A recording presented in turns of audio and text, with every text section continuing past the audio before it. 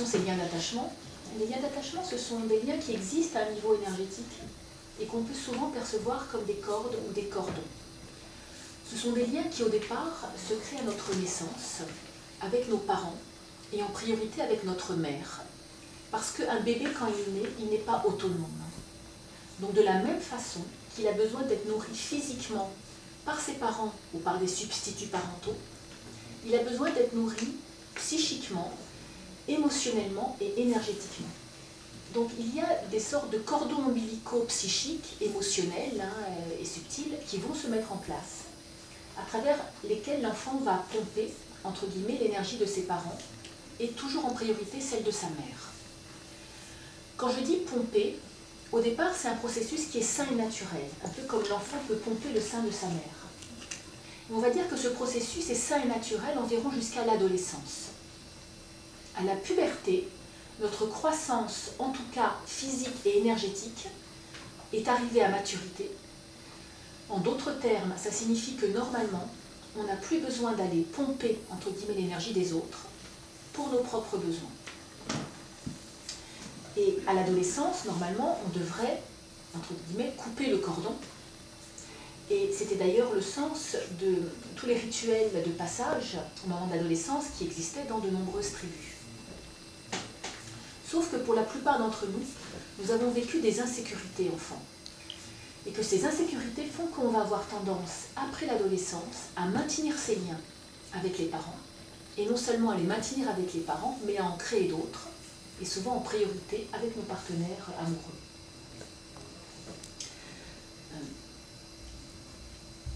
Ce processus explique qu'il est, en tout cas, naturel pour chaque être humain de rechercher des attachements, avec donc tout ce qu'il comporte comme dépendance, et tout comme il est naturel, je dirais, d'avoir quelques hésitations, quelques difficultés à s'en libérer, parce que c'est l'attachement qui nous a permis de grandir et de nous développer.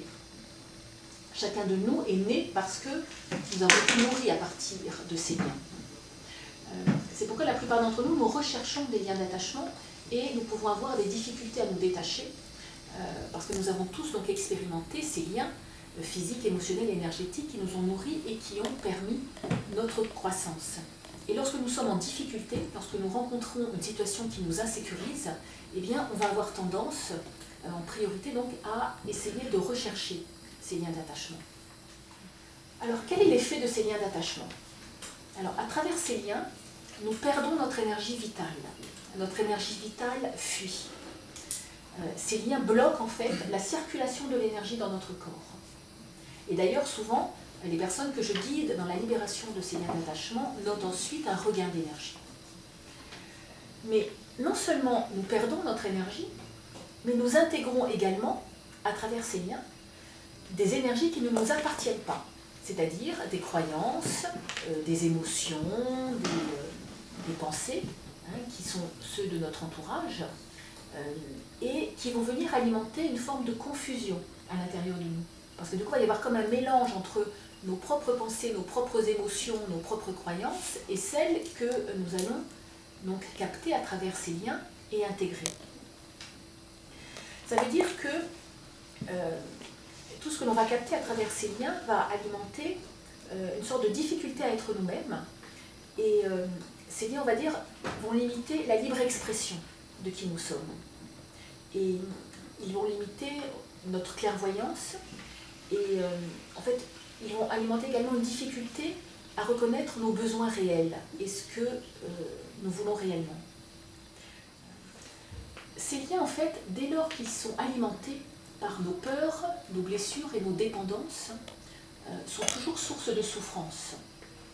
Mais comme ce sont des attachements, on les associe souvent à l'amour, et on en conclut donc que l'amour est source de souffrance. Et ce qu'il est important de comprendre, c'est qu'en fait, le mécanisme de la souffrance que nous vivons dans nos relations affectives, il se trouve dans notre dépendance vis-à-vis de choses ou d'êtres qui sont extérieurs à nous, mais une dépendance qui est souvent parée du nom d'amour. Alors qu'est-ce qui va alimenter nos liens d'attachement? Ce qui va nourrir ces liens d'attachement, et donc nos dépendances, ça va être tout ce que nous projetons sur l'autre, et en priorité nos peurs, nos attentes et nos besoins. Alors, quels sont un peu les différents visages que ces dépendances vont pouvoir prendre? Donc, le premier élément, bien sûr, ça va être nos dépendances familiales. Lorsque je demande à l'inconscient d'une personne de choisir une personne avec qui il a des liens d'attachement à libérer en priorité, le plus souvent, c'est la mère qui se présente d'abord. Le premier élément, si je puis dire, et non des moindres, ça va être de nous libérer des jugements et de la culpabilité. Parce qu'en fait, il ne peut pas y avoir de véritable libération familiale, c'est-à-dire on ne peut pas être en paix avec sa famille, tant qu'on continue d'alimenter les jugements et la culpabilité. Parce qu'en fait, les jugements que je projette sur l'autre vont alimenter, vont nourrir les liens autant que l'amour. Souvent quand on dit, même quelqu'un dit je lui suis attaché, on a l'impression là encore que c'est l'amour qui nourrit l'attachement. On a vu que c'est l'amour possessif qui nourrit l'attachement, pas le véritable amour.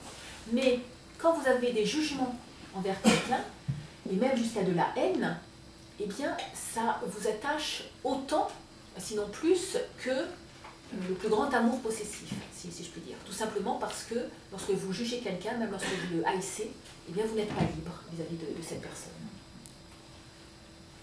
Et en fait, ce que nous jugeons chez nos parents, et bien souvent, c'est justement ce que notre âme a choisi de venir rencontrer et de guérir en nous. Ça fait souvent partie de ce que j'appelle notre programme prioritaire de guérison. En tout cas, ce qui est sûr, c'est que la libération de ces liens d'attachement, elle nous aide on va dire, à choisir les influences de notre héritage familial plutôt que de les subir. Et donc ça permet quelque part de faire la place, si je puis dire, à ce que nous sommes vraiment. Et très souvent, je suis étonnée de voir à quel point souvent les personnes me témoignent qu'après avoir libéré leurs liens d'attachement avec leurs parents, eh bien à quel point leur relation s'améliore. Ça veut dire que la plupart des êtres cherchent inconsciemment à remplacer leur mère dans leur relation, on va dire, affective, non pas au niveau de la personnalité, bien sûr, c'est sûr qu'on ne va pas rechercher forcément la personnalité de notre mère dans notre partenaire amoureux, mais ce qu'on va rechercher, ça va être la source d'énergie et de sécurité que, enfant, je recherchais auprès de ma mère et que j'ai pu trouver ou non. En général, ce n'est pas un choix conscient. On va dire que c'est une recherche de l'amour inconditionnel de la mère qui a, quand c'est une mère qui n'est pas pathologique, on va dire, qui normalement a la volonté que son enfant soit heureux.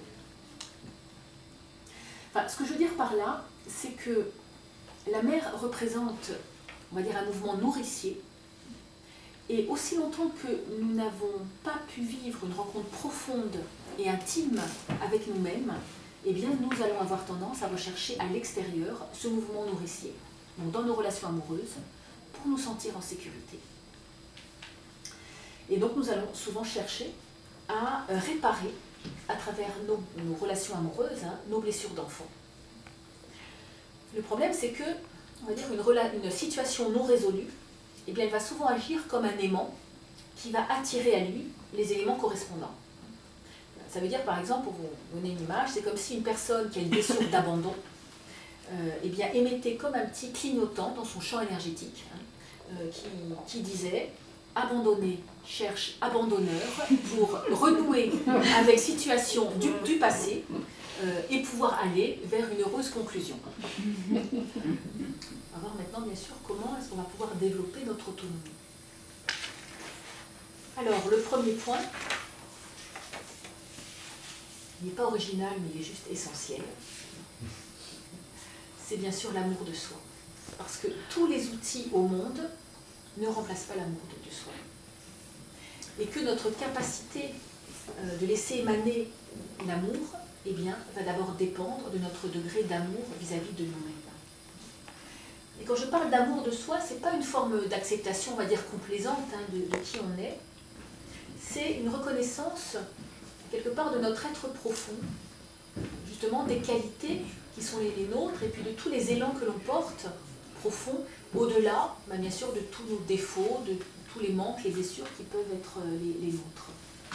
Et plus nous nous permettons quelque part de reconnaître et de déployer ces aspects lumineux qui font partie de notre être profond, et bien plus nos lourdeurs et nos dépendances vont pouvoir s'alléger.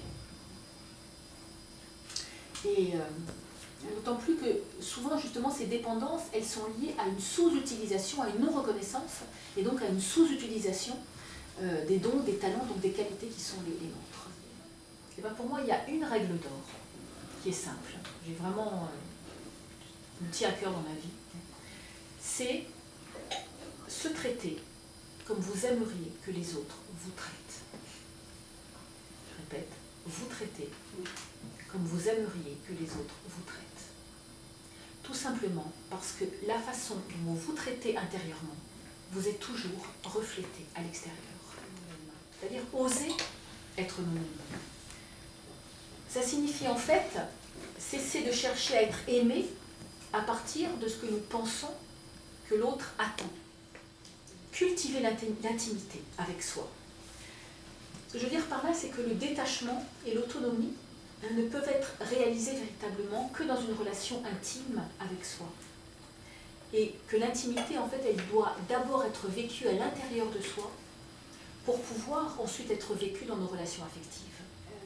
S'aimer, donc prendre soin de soi et être dans cette intimité avec soi, c'est aussi, toujours dans cette perspective de développer notre autonomie, c'est aussi satisfaire nos besoins profonds sans remettre uniquement à l'autre la responsabilité d'y répondre. Puisque, bien sûr, tant que je remets à l'autre la responsabilité de répondre à mes besoins profonds, je ne peux pas être autonome. Voilà, et dans ce chemin vers l'autonomie, il va y avoir également une part essentielle je dirais, de travail intérieur sur ce que j'appelle le couple intérieur et l'harmonisation de notre couple intérieur. Nous libérer de ces liens d'attachement, ça nous donne plus de liberté, d'amour, de sagesse bien sûr, mais ça donne aussi plus de liberté à l'autre, parce que quand nous sommes dans ces liens d'attachement, eh bien, consciemment ou non, comme on a vu, nous exerçons une forme de contrôle.